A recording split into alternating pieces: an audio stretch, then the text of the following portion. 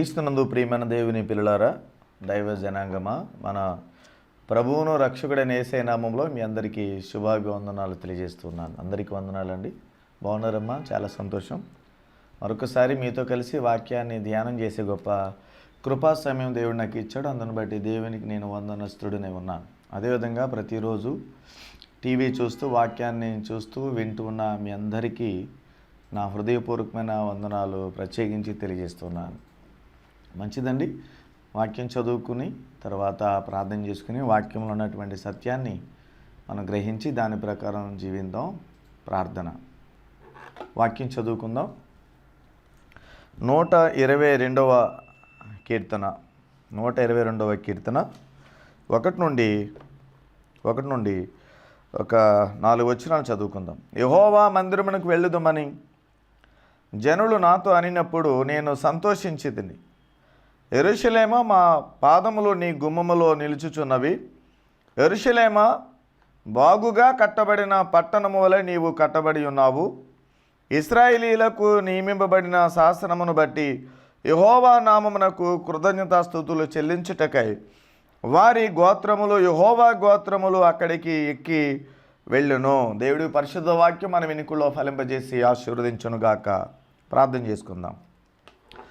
సకల ఆశీర్వాదములకు కారణభూతుడివైన మా దేవా, నీ పరిశుద్ధ నామమునకు వందనాలు.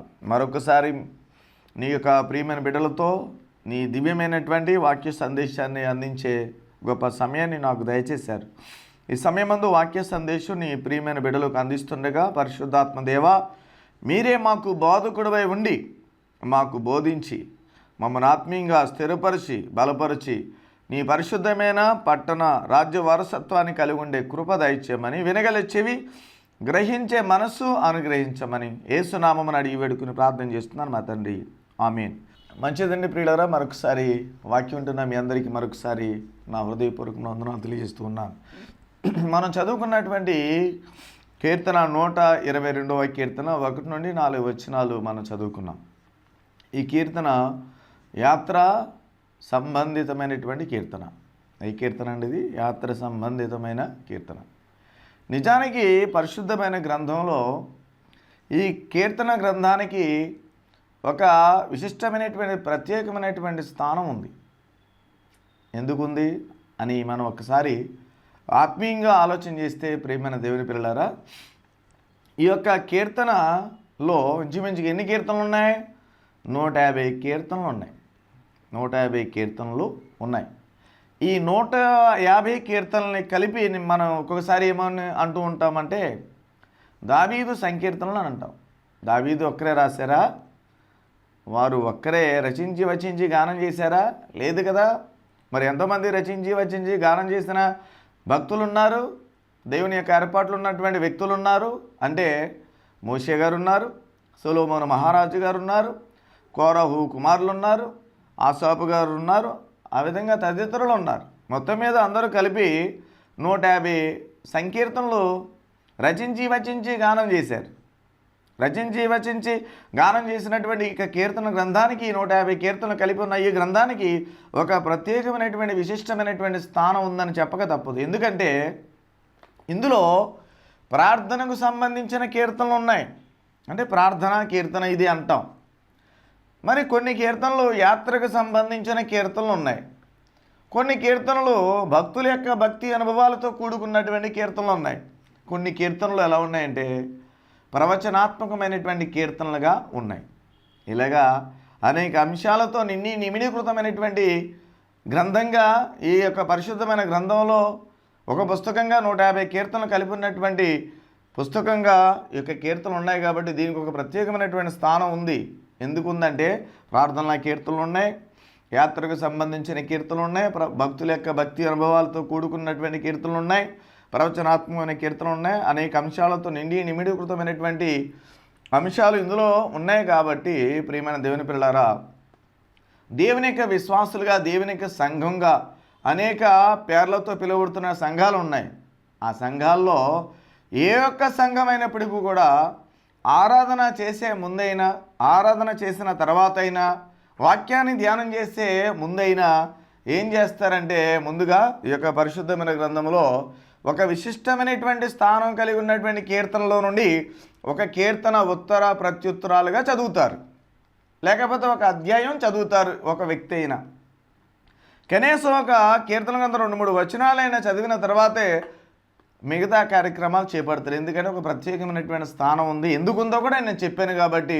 అందుచేత ఏ డినామినేషన్ వారైనా, ఏ సంఘపు వారైనా తప్పనిసరిగా ఈ యొక్క పరిశుద్ధమైన గ్రంథంలో ఉన్నటువంటి కీర్తనలను చదువుతారు. ఆ చదవబడుతున్నటువంటి ఆ కీర్తనలో దీన్ని బైబిల్ పండితులు ఏం చేశారంటే ప్రియులారా, దీనికి ఒక ప్రత్యేకమైన స్థానం ఉందని చెప్పాను కదండి. దీన్ని బైబిల్ పండితులు 5 భాగాలుగా విభాగించారు. ప్రథమ స్కంధమని, ద్వితీయ స్కంధమని, తృతీయ స్కంధమని, చతుర్థ స్కంధమని, పంచమ స్కంధమని. స్కంధము అనగా భాగం అని అర్థం. ఇలాగ 5 భాగాలుగా విభాగించారు.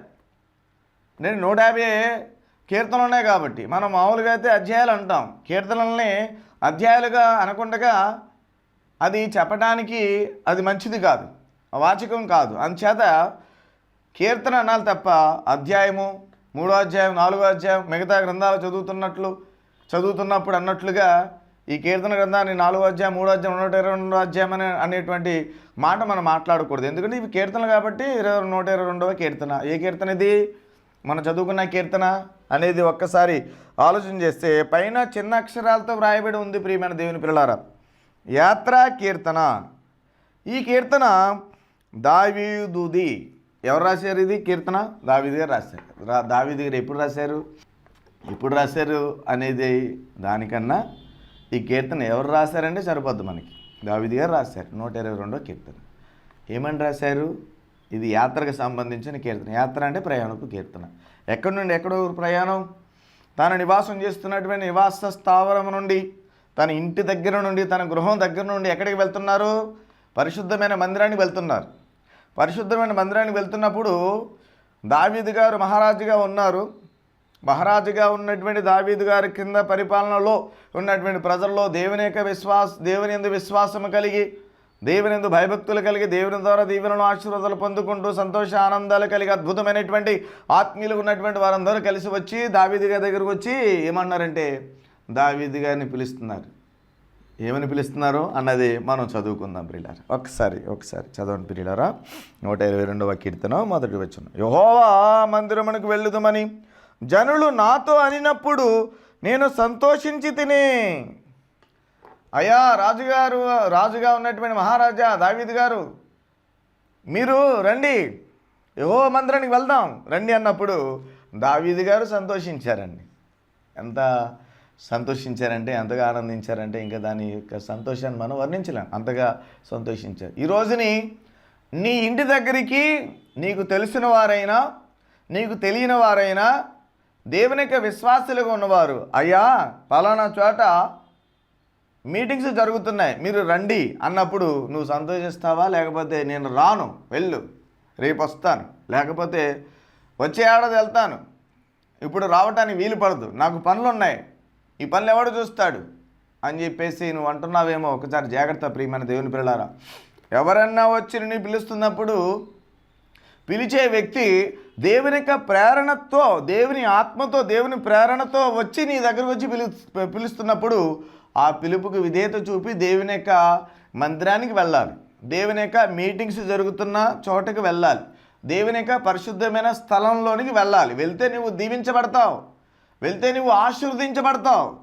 నేను రాను, నాకు పనులు ఉన్నాయి అని చెప్పేసి, నాకు ఏవేవో పనులు అని చెప్పేసి కుంటు సాకులు చెప్పావనుకో, దానివల్ల దేవుని ద్వారా వచ్చే ఆశీర్వాదాన్ని నువ్వు కోల్పోయినప్పుడు నువ్వు వెళ్ళవలసినటువంటి సమయంలో, వెళ్ళవలసినటువంటి స్థలానికి దేవుని యొక్క ప్రేరణతో, దేవుని యొక్క విశ్వాసి కావచ్చు, దేవుని ప్రేరణతో ఉన్నటువంటి వ్యక్తి కావచ్చు, సేవకుడు కావచ్చు, సహోదరుడు కావచ్చు, రక్త సంబంధి కావచ్చు, ఆత్మ సంబంధి కావచ్చు, నీ దగ్గరకు వచ్చి అడిగినప్పుడు నువ్వు తప్పనిసరిగా సంతోషించి వెళితే నీకు మంచిది. నువ్వు వెళ్ళలేదనుకో నీకు మంచిది కాదు. దేవుని యొక్క సన్నిధానంలో ఒక్కరోజు గడపటం అంటే 1000 దినాల కంటే శ్రేష్టం. ప్రియమైన సహోదరుడా, జాగ్రత్తగా విను, ఇది నీకే వాక్యం. దేవుని యొక్క సన్నిధికి వెళ్దాం రండి అని ఎవరన్నా, స్త్రీ అయినా పురుషుడైనా విశ్వాసి అయినా దేవుని ప్రేరణతో ఉన్నటువంటి దేవుని యొక్క ఆత్మతో నింపబడిన దైవ సేవకుడైన నీ దగ్గరకు వచ్చి చెప్పినప్పుడు నీవు తప్పనిసరిగా వెళ్ళాలి. ఎందుకు వెళ్ళాలో తెలుసా? నీవు దేవుని యొక్క సన్నిధానంలో ఒక్క దినము గడుపుట 1000 దినముల కంటే శ్రేష్టం. నీవు లోకపరంగా 1000 రోజులు నువ్వు జీవించావనుకో, అది శ్రేష్టమైనటువంటిది కాదు.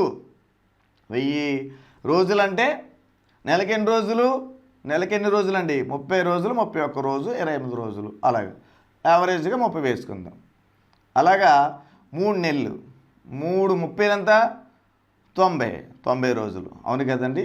కానీ దేవుని యొక్క ఈ లెక్క వేసుకుంటూ వస్తే ఎన్ని నెలల్లో మీకు తెలుసు, ఎన్ని నెలల్లో మీకు తెలుసు.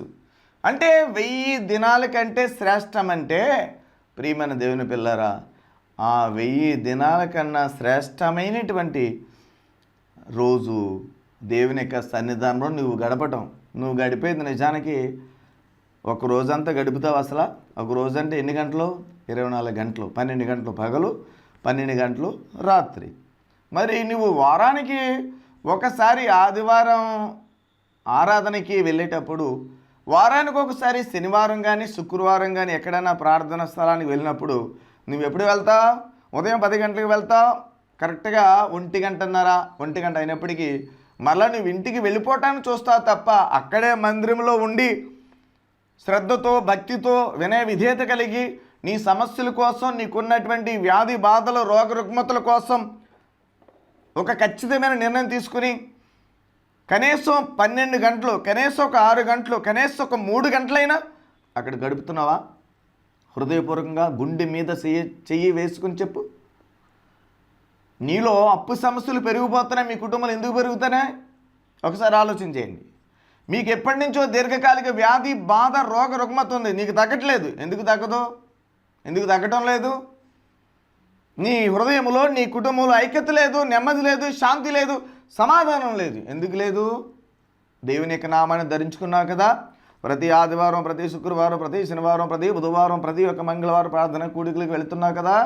వెళుతున్నప్పుడు కూడా, ప్రార్థనలో గడుపుతున్నప్పుడు కూడా నీకున్న వ్యాధి, నీకున్నటువంటి బాధ, నీకున్నటువంటి అప్పు సమస్యలు, నీకున్నటువంటి నెమ్మది లేని పరిస్థితి ఎందుకు ఆ విధంగా ఉంటుంది అంటే ఒకసారి ఆలోచించండి. నువ్వు వెళ్ళిన తర్వాత నువ్వు పరిశుద్ధమైన నామం బట్టి ఏ విధంగా ప్రార్థన చేస్తున్నావు, ఎంత సమయాన్ని దేవుని యొక్క సన్నిధానంలో నువ్వు గడుపుతున్నావు, నీకున్నటువంటి ఇచ్చను బట్టి, నీకున్నటువంటి శరీర వ్యామోహాన్ని బట్టి 1 రోజు కాకపోతే 2 రోజులు కాదు 3 రోజులైనా గడుపుతావు. దేవునికి అది అంగీకారం కాదు. ప్రకృతి పరంగా నువ్వు జీవితాన్ని జీవిస్తావా? దేవుని యొక్క నామాన్ని ధరించుకుని నీవు ప్రభు చెప్తున్న మాట ప్రకారం జీవించకుండా ప్రకృతి ప్రకారం నువ్వు జీవితాన్ని జీవిస్తే నీకున్న వ్యాధి ఎలా పోతుంది, రోగం ఎలా పోతుంది, నీకున్న రుగ్మత ఎలా పోతుంది, నీకున్న సమస్యలు ఎలా పోతాయి, నీకున్నటువంటి శ్రమలు ఎలా పోతాయి, నీకున్నటువంటి అప్పు బాధలు ఎలాగో తీర్చబడతాయి? ఒకసారి ఆలోచించేయండి ప్రియులారా. యెహోవా మందిరములో దేవుని యొక్క మందిర ఆవరణము, మందిరంలో కూడా కాదు, ఇక ఆవరణం, మందిరం లోపల, మందిరం ముందు ఆవరణం ఉంటుంది. ఆవరణం 1 దినం గడిపితే చాలు. ఆవరణంలో 1 దినం గడిపితే చాలండి. 1000 దినాల కంటే శ్రేష్టం. అంటే 1000 దినాల కంటే శ్రేష్టం అన్నదంటే ఎంత శ్రేష్టమైనటువంటి స్థితి నీకు ఇస్తున్నాడు ఒక్కసారి ఆలోచించేసి చెయ్యి ప్రియులరా. నువ్వు తప్పనిసరి ఇక నుండి అయినా ఎవరైనా నీ దగ్గరకు వచ్చి మందిరానికి వెళ్దాం రా అన్నప్పుడు వెళ్ళాలి, ప్రార్థనకి వెళ్దాం రా అన్నప్పుడు నువ్వు వెళ్ళాలి, మీటింగ్స్ జరుగుతున్నాయి రా అన్నప్పుడు నువ్వు వెళ్ళాలి. అలాగ వెళ్తే నువ్వు ధన్యుడు. దేవుని యొక్క ఆశీర్వాదము నీ మీదకి శీఘ్రంగా వస్తుంది. తత్ఫలితంగా నీలో ఉన్నటువంటి వ్యాధి బాధ రోగ రుగ్మతలు పోతాయి. దేవుని యొక్క మందిరంలో నిత్య సుఖములు కలవు. దేవుని యొక్క మందిరంలో నీవు ఆదరించబడతావు. దేవుని యొక్క మందిరంలో నువ్వు చేసిన తప్పును సరిదిద్దుకోవటానికి దేవుని యొక్క సేవకుల ద్వారా దేవుడు మాట్లాడతాడు, నిన్ను హెచ్చరిస్తాడు. తర్వాత నిన్ను సరిచేయడానికి దేవుడు అక్కడ తన పాత్రగా ఉన్నటువంటి సేవకుని ద్వారా మాట్లాడతాడు. కనుక ప్రియమైన దేవుని పిల్లలారా, జాగ్రత్తగా మీరు ఉండి దేవుని యొక్క మందిరానికి మీరు వెళ్ళాలి. వెళ్తే మంచిది. ఎంత మంచిదో అంటే రానున్న దినాల్లో నేను మీకు తెలియజేస్తాను. దేవునికి స్తోత్రం. ఇక్కడ దావీదు గారి దగ్గరికి వచ్చారు ఎవరో జనులు, ప్రజలు. దావీదు గారి పరిపాలన క్రింద ఉన్నటువంటి ప్రజలందరూ వచ్చి, రాజా మహారాజా యెహోవా మందిరానికి వెళదాం రా అనగానే దావీదు గారు సంతోషించారు. పిలిచారండి, ప్రజలు పిలిచారు, వెళ్ళాడు. ప్రజలు ఎందుకు పిలిచారు? దేవుని యొక్క మందిరానికి వెళ్ళాలని పిలిచారు. ఇంకా మరొక ఆలోచనతో వారు పిలవలేదు. పిలుపుకు విధేయత చూపాడు దావీదు గారు.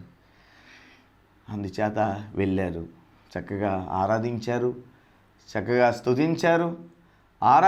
ఆరాధించి స్తుతించిన దాన్ని బట్టి స్తుతుల మీద సింహాసనాసీనుడై దేవుడైన యెహోవా ఉంటారు కాబట్టి అప్పుడు నీకేం కావాలో కోరుకోండి అన్నట్టుగా వారు ఉంటారు. ఉన్నప్పుడు వీరందరూ కలిసి ఆయన అడుగుతారు, ప్రభువా యెహోవా, మాకున్న ఈ సమస్యలనే తొలగించండి, మాకున్న బాధలు తొలగించండి, మాకున్న వ్యాధి తొలగించండి, మమ్మల్ని రక్షించండి, మమ్మల్ని కాపాడండి, మాకు తోడుగా ఉండండి, మమ్మల్ని ధైర్యపరచండి, మమ్మల్ని ఆదరించండి, మాకు నీ యొక్క కృపా వాత్సల్యతో నడిచే గొప్ప మహాభాగ్యం అనుగ్రహించండి అని ప్రార్థన చేస్తే ఆయన్ని అడిగితే తప్పనిసరిగా మీకు ఇస్తారు. అందుచేత మీరు దేవుని యొక్క మందిరానికి వెళ్ళాలి. వెళ్ళేటప్పుడు సంతోషంగా మీరు వెళ్ళాలి. ఆడు రమ్మన్నాడు కాబట్టి వెళ్ళాలన్నట్టుగా నువ్వు వెళ్ళావనుకో, ఎక్కడున్నావు, ఎక్కడేసిన గొంగలు అక్కడే ఉన్నట్టుగా ఉంటావు తప్ప దేవుని ద్వారా ఎటువంటి సహాయం నీకు అందదన్న సత్యాన్ని కూడా నేను మీకు తెలియజేస్తున్నాను. దేవునికి స్తోత్రం. మరొక వాక్యాన్ని చదువుకుందాం ప్రియులారా. కీర్తన గ్రంథం 26వ అధ్యాయం 8వ వచనం. యెహోవా నీ నివాస మందిరమును, నీ తేజో మహిమ నిలుచు స్థలమును నేను ప్రేమించుచున్నాను. యెహోవా నీ నివాస మందిరమును, నీ తేజో మహిమ నిలుచు స్థలమును నేను ప్రేమించుచున్నాను. నివాస మందిరాన్ని, తేజో మహిమను నేను ప్రేమించుచున్నాను. మందిరాన్ని ప్రేమించేవారు ఎంతమంది ఉన్నారు ప్రియమైన దేవుని పిల్లారా? మందిరాన్ని ప్రేమించుచున్నాడంటే మందిరం ఎంత శుభ్రంగా ఉంచేవారండి. మందిరం అంటే ప్రేమ కలిగి ఉన్నారనుకోండి. ఒకవేళ ఫర్ ఎగ్జాంపుల్ మీకు చెప్తాను. మందిరం అంటే ప్రేమన్న, మందిరంలో చేయబడిన ప్రతి ప్రార్థన దేవుడు ఆలకిస్తాడు. యెహోవా కనుదృష్టి మందిరం వైపే ఉంటుందని నీవు గనక తెలుసుకుని ఉన్నట్లయితే మందిరాన్ని శుభ్రం చేసే విషయంలో, మందిరాన్ని చక్కదిద్దే విషయంలో, మందిరాన్ని కట్టించే విషయంలో, మందిరం పట్ల ప్రేమ కలిగి నీవు నిజంగా ఉంటే కనుక మందిరాన్ని ఎలా చూసుకుంటావంటే నీ యొక్క సొంత గృహాన్ని ఎంత నీట్గా ఉంచుతావు అంతకన్నా ఎక్కువగా మందిరాన్ని నీవు ఉంచుతావు. అలాగా నువ్వు గనక దేవుని యొక్క మందిరాన్ని ప్రేమించి దేవుని యొక్క మందిరంలో నువ్వు పనిచేస్తే, దేవుని యొక్క మందిరంలో ఆవరణంలో గడిపితేనే చాలండి. 1000 దినాల కంటే శ్రేష్టం అంటే ఎంత దగ్జతండి ప్రియమైన దేవుని పిల్లలు. ఒక్కసారి ఆలోచించేయండి.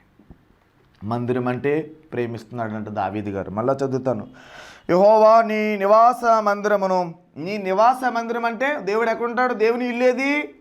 దేవుడు ఎక్కడుంటాడు? నివాస మందిరం, దేవుడు నివసించే మందిరం. అక్కడే ఉంటారు. అక్కడే ఇంకెక్కడ ఉండటా? ఎందుకు ఉంటారండి? ఆయన సర్వము సృష్టించిన దేవుడు కదండి. అన్ని వేళలు, అన్ని సమయాలు, అన్ని చోట్ల ఉంటారు కదా, ఉంటారు. కానీ ప్రత్యేకించి మందిరములోనే ఉంటారు. యెహోవా నీ నివాస మందిరమును, నీవు నివాసం చేసే ఈ మందిరమును, నీ తేజో మహిమ నిలుచు స్థలమును నేను ప్రేమించుచున్నాను. దేవుడి నివాసం ఉండే ఇల్లు దేవుని యొక్క ఇల్లు. ఆ ఇంటిలోనికి వెళ్ళి నీకున్న పరిస్థితి అంతా అక్కడ తెలియజేస్తే కనుక తప్పనిసరిగా దేవుడు నిన్ను ఆశీర్వదిస్తాడన్న సత్యాన్ని కూడా నేను మీకు తెలియజేస్తున్నాను. దేవునికి స్తోత్రం. అపోస్తుల కార్యములు 2వ అధ్యాయము 42, 46, 47 వచనాలు చదువుకుందాం ప్రియులారా. అపోస్తుల కార్యములు 2వ అధ్యాయము, మీ దగ్గర పరిశుద్ధమైన గ్రంథం ఉన్నట్లయితే అపోస్తుల కార్యములు 2వ అధ్యాయము 42వ వచనం. వీరు అపోస్తుల బోధ యందును, సహవాసమందును, రొట్టె విరుచుటి యందును, ప్రార్థన చేయటి యందును ఎడతెగక ఉండిరి. తర్వాత 46వ వచనం. మరియు వారు ఏక మనస్కులై ప్రతి దినము దేవాలయంలో తప్పక కూడుకొనుచు, ఇంటింటా రొట్టె విరుచుచు, దేవుని స్తుతించుచు, ప్రజలందరి వలన దయ పొందిన వారై ఆనందముతోనూ నిష్కపటమైన హృదయముతోనూ ఆహారము పుచ్చుకొనుచుండిరి. మరియు ప్రభు రక్షణ పొందుచున్న వారిని అనుదినము వారితో చేర్చుచుండెను. దేవునికి స్తోత్రం. హల్లెలూయా. చూసారా ప్రియులారా, ఇక్కడ చాలా అద్భుతమైన రీతిలో వాక్యం మనకి తెలియజేయబడుతుంది. ఆదిమ సంఘంలో అపోస్తుల కార్యాల్లో చూస్తే సంఘం కట్టబడుతున్నటువంటి ఆ కాలక్రమంలో యోహాను గారు, పేతురు గారు దేవుని చేత ఆత్మ పొందుకొని అద్భుతమైనటువంటి సువార్త ప్రకటన చేస్తుండగా ఆ ప్రకటన వింటున్న వారందరూ కూడా వారు చేసిన పాపాలు ఒప్పుకొని మారు మనసు పొంది బాప్తిస్వం తీసుకుని సంఘంగా కట్టబడ్డారు, సంఘంలో చేర్చబడ్డారు, సంఘంగా ఏర్పాటయ్యారు. ఆ సంఘంగా ఏర్పాటైనటువంటి వారందరూ కూడా అక్కడ గొప్ప దేవాలయం కట్టేశారు వెంటనే లేదు. కట్టక ముందు వీరు ఏం చేసేవారంటే మారు మనసు పొందిన వారందరూ కూడా పేతురు గారు ఏ సువార్త అయితే చెప్పారో పేతురు గారు బోధించగానే దేవుని యొక్క ఆత్మ కలిగి సువార్త ప్రకటన చేయగానే ఎంతమంది అయితే చేసిన పాపాలు ఒప్పుకొని పరిశుద్ధమైన రక్తంలో కడగబడి బాప్తిసం తీసుకుని సంఘంలో చేర్చబడి సంఘంగా ఏర్పాటయ్యారో వారు ప్రతి ఇంటను అంటే వారందరూ ఒకే మనసుతో ఉన్నారు, ఏకభావం కలిగి ఉన్నారు, ఒకే ఆత్మ కలిగి ఉన్నారు, ఏక మనసు కలిగి వారందరూ కూడా ప్రతిరోజు ఇంటిలో ఉండి ఏదో ఒక ఇంటిలో ఉండి రొట్టె విరుచుటి యందు తర్వాత దేవుని స్తుతించే విషయమందు ప్రార్థన చేయటి యందు ఎలా ఉన్నారట? ఎడతెగక ఉండిరి అంటే మనకి వర్షాకాలంలో వర్షం కురుస్తున్నప్పుడు 3 రోజులు 4 రోజులు ఎడతెరిపి లేకుండా వర్షం కురుస్తుంది. ఎడతెరిపి లేకుండా అనగా రాత్రి పగలు కూడా వర్షపు నీటి చుక్కలు పడుతూనే ఉంటాయి. బయటికి వెళ్ళాలంటే వెళ్ళలేం. ఒకవేళ వెళ్ళాలంటే కనుక మనం కారులో వెళ్తాం, కారులో వెళ్ళినంత ఒకసారి వచ్చేటప్పుడు ఇంట్లో లోపలికి వచ్చేటప్పుడు అక్కడ ఏదైనా ఆఫీస్కి వెళ్ళి లేదా ఏదైనా దేవాలయం మందిరానికి వెళ్తున్నప్పుడు అక్కడ దిగుతున్నప్పుడు కూడా తడిచిపోతాం. అంటే ఎడతెరిపి లేకుండా ఆగకుండా కురుస్తూ ఉంటుంది వర్షం. అదేవిధంగా ఆదిమ కాలంలో పేతురు గారు, యోహాను గారు దేవుని యొక్క ఆత్మ కలిగి దేవుని యొక్క సత్య సువార్తను ప్రకటన చేయగానే ఆ ప్రకటనకు విధేయత చూపి మారు మనసు పొంది వాక్యాన్ని విని మారు మనసు పొంది సంఘంగా ఏర్పడినటువంటి వారందరూ ఏక మనసు కలిగి ఏకభావం కలిగి ఏక ఆత్మ కలిగి ప్రార్థన చేయటి యందు దేవుని స్తుతించటి యందు ఒకరికి ఒకరు సహాయం చేసుకునే విషయాల్లో ఎడతెగక ఉన్నారండి. ఆయన విజ్ఞాపన చేస్తే, ఆయన మొర్ర పెడితే అద్భుతమైన కార్యము, అద్భుతమైన ఆశ్చర్యకరమైన సూచక క్రియ జరుగుద్ది అని నీవు మనస్సులోగా నీ హృదయంలో కనుక నమ్మితే, విశ్వాసం ఉంచితే ఆదిమ సంఘంలో చేసిన దేవుడు అద్భుతాలు ఈ రోజుని అంత్య దినాల్లో చేయటం లేదా? చేస్తున్నారు కదా. అనేక మంది సేవకుల ద్వారా దేవుడు అద్భుతమైన ఆశ్చర్యమైన కార్యాలు.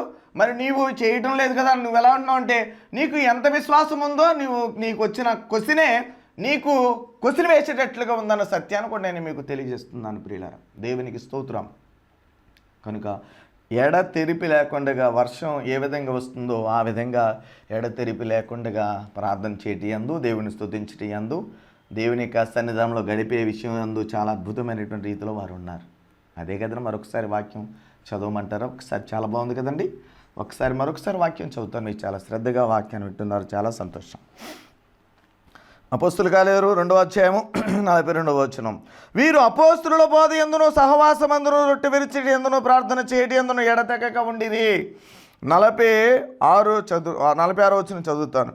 మరియు వారు ఏక మనస్కులే ప్రతి దినము దేవాలయంలో తప్పగా కూడుకొనుచు ఇంటింటా రొట్టె విరుచుచు దేవుని స్తుతించుచు ప్రజలందరి వలన దయ పొందిన వారై, ప్రజలందరి వలన అంటే ఆ గ్రామంలో ఉన్న వారందరి వలన దయ పొందిన వారే. ఒక గ్రామం ఉన్న తర్వాత ఒకే తెగవారు ఉంటారా? ఒకే జాతి వారు ఉంటారా? ఒకే మతానికి సంబంధించిన వారు ఉంటారా? రకరకాల జాతుల వారు, రకరకాల మత సంబంధితమైనటువంటి వ్యక్తులు ఉంటారు. అయినప్పుడు కూడా వారందరూ కూడా వీరిని చూడగానే వారందరి యొక్క దయ పొందిన వారై, వారందరి చేత దయ పొందుకున్నారు వీళ్ళు. అందుకేనండి వాక్యం చెప్తుంది, దేవునికి ఏర్పాట్లు ఉన్నటువంటి వారు పెద్దల దయందును దేవుని దయందును సమూయేలు వర్ధిల్లుచుండెను, అదేవిధంగా యేసుక్రీస్తు ప్రభు వారు వర్ధిల్లుచుండెను అని వాక్యాలు ఉన్నాయి కదండి. ఉన్నాయా లేవా? ఉన్నాయి. మరి ఇన్ని వాక్యాలు మనకి గొప్ప సాక్ష్యాన్ని ఇస్తున్నప్పుడు దేవుని యొక్క విశ్వాసిగా, దేవుని యొక్క కుమారుడిగా, దేవుని యొక్క కుమార్తెగా ఉన్నటువంటి మనం ఎటువంటి భక్తి జీవితం కలిగి ఉన్నాం? ఎవరైనా వచ్చి దేవుని యొక్క మందిరానికి వెళ్దాం రండి అన్నప్పుడు నువ్వేం సమాధానం చెప్తున్నావు? ఒకసారి ఆలోచించేయి. దేవుని సేవకుడైనా, దేవుని విశ్వాసైనా, దేవునికి రక్త సంబంధం, దేవునికి ఆత్మ రక్త సంబంధం అయినటువంటి వ్యక్తి నీ దగ్గరికి వచ్చినప్పుడు మహాసభలు జరుగుతున్నాయి రండి అన్నప్పుడు నేను రానని చెప్పకూడదు. అర్థం చేసుకోండి. మందిరానికి వెళ్దాం రండి అన్నప్పుడు మందిరానికి వెళ్ళాలి. దావీదు గారే మహారాజు అంటే రాజుగా ఉన్నటువంటి ఆయన పరిపాలన చేస్తున్నటువంటి రాజుగారే సంతోషించి ఉన్న రాజ్యాధికారం కలిగినటువంటి ఆయనకి ఎన్ని పనులు ఉంటాయండి? రాజుగారి కంటే ఎక్కువ పనులు ఉన్నాయి నీకు, గొప్ప అధికారి కన్నా ఎక్కువ పనులు ఉన్నాయి నీకు, జిల్లా కలెక్టర్ కన్నా ఎక్కువ పనులు ఉన్నాయి నీకు. నువ్వెంత, నీ పనులు ఎంత? దేవుని యొక్క సన్నిధానికి రా, నీ పనులు ఈజీగా అవుతాయి. దేవుని సన్నిధానికి వెళ్ళకుండా, దేవుని సన్నిధానికి వచ్చి ఆశీర్వాదం తీసుకోకుండా, దేవుని యొక్క వాక్యానుసారమైన జీవితాన్ని జీవించకుండా రకరకాల నీ సొంత ఆలోచనలు, సొంత జ్ఞానాన్ని ఉపయోగించి చేస్తే నీవు ఏ పని తలపెట్టినా, ఏ కోరిక కలిగి ఉన్నా, ఏ ఆలోచన కలిగి ఉన్నా నీకు సఫలీకృతం చేయబడదు. విషయాన్ని గమనించండి. మందిరానికి వస్తే అద్భుతమైన రీతిలో ఆశ్చర్యమైనటువంటి దీవెనతో, ఆశీర్వాదంతో నీ పనులన్నీ కూడా ఏమవుతాయి? సులువైపోతాయి. అరే నేను ఏదో అనుకున్నానే, ఈ పని ఇట్టే అయిపోయిందేంటి అనుకుంటావు. అయ్యో ఆయన అసలు సంతకం పెట్టడు కాక పెట్టడే, కానీ మందిరానికి వెళ్ళొచ్చిన తర్వాత అయ్యా సంతకం పెట్టండి మహాప్రభు అని చెప్పగానే ఈజీగా పెట్టేసాడేంటి అయినా. నిజానికి నాకు డబ్బులు ఇవ్వాలైనా, కానీ ఎప్పుడు అడిగినా ఏదో సమాధానం చెప్తున్నాడు, ఇచ్చేవాడు కాదు. కానీ నేను మందిరానికి వెళ్ళొచ్చి మందిరంలో దైవ సేవకుని ద్వారా దేవుని యొక్క నామంలో ప్రార్థన చేయించుకున్న తర్వాత, దేవుని వాక్యం విన్న తర్వాత దేవుడు నాతో మాట్లాడాడు. భయపడకు, నువ్వు వెళ్ళు, అడుగు అని చెప్పినట్టుగా ఆయన నాకు చెప్పినట్టుగానే చెప్పారు. దేవుడు చెప్పినట్టుగానే నేను వెళ్ళాను, అడగగానే చేసాడేంటి.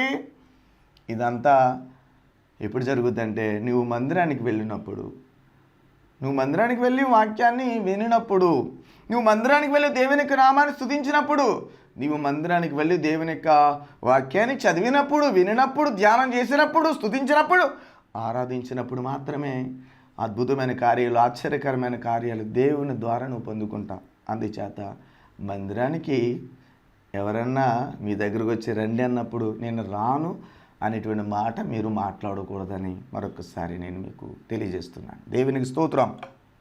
తర్వాత మనం చదువుకున్న వాక్య లేఖన భాగంలో ప్రియులారా, ఎడతెరిపి లేకుండా వర్షం ఏ విధంగా అయితే కురుస్తుందో అదేవిధంగా ఎడతెరిపి లేకుండా అద్భుతమైన రీతిలో ప్రార్థన చేస్తూ, స్తుతిస్తూ, గణపరుస్తూ, మహిమపరుస్తూ రొట్టె విరుచుకునే పరిస్థితి కలిగి ఉన్నారు. కాబట్టి ఈ రోజున దేవుని యొక్క వాక్యం వింటున్న మీరు తప్పనిసరిగా వాక్యాన్ని వింటున్నటువంటి మీరు ఎవరన్నా వచ్చి మందిరానికి వెళ్దాం రమ్మన్నప్పుడు వెళ్ళండి. యెహోవా మందిర ఆవరణలో ఒక దినము గడుపుట 1000 దినాల కంటే శ్రేష్టమైన సత్యాన్ని మీరు గ్రహించుకొని దేవుని మందిరానికి వెళ్ళి వాక్యాన్ని విని, దేవుని యొక్క వాక్యాన్ని స్తుతించి, కీర్తించి, పాటలు పాడి దేవుని యొక్క కృపలో వర్ధిల్లితే, అద్భుతమైనటువంటి రీతిలో వర్ధిల్లితే దేవుని యొక్క ఆశీర్వాదం అంటే మీరు చవిచూస్తారు. ఆ విధంగా ఉండాలని మనసారా కోరుకుంటూ చిన్న ప్రార్థన.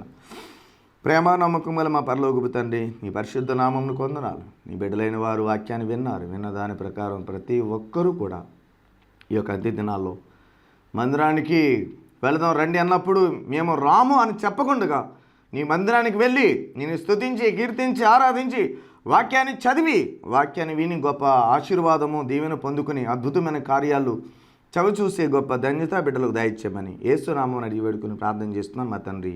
ఆమేన్.